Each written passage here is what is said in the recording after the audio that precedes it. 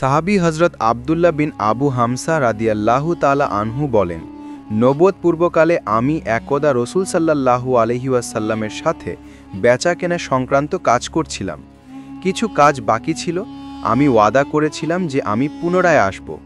ঘটনার ৩ দিন পর্যন্ত আমার আসার সুযোগ ঘটল না, এমনকি ওয়াদার কথা আমার মনেই ছিল না।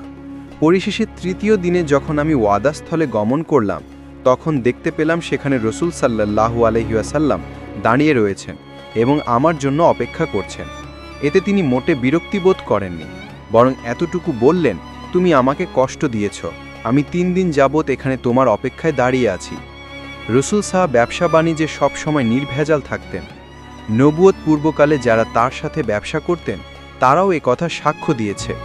সায়েব নামে একজন সাহাবী রাসূল সাহেবের দরবারে এসে ইসলাম গ্রহণ করলে উপস্থিত জনতা তার প্রশংসা করায় নবী পাক সাল্লাল্লাহু আলাইহি ওয়াসাল্লাম বলেন, আমি তাকে তোমাদের থেকে ভালো চিনি।